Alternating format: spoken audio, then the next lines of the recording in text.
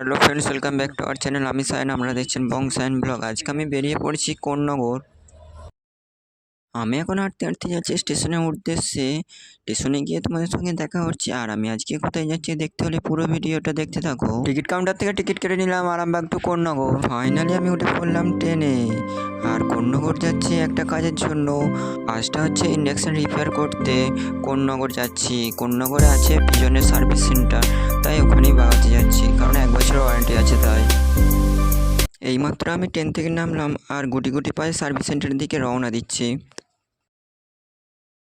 Finally আমরা service সেন্টারে পৌঁছে গেছি। এটাই হলো পিজনের সার্ভিস সেন্টার।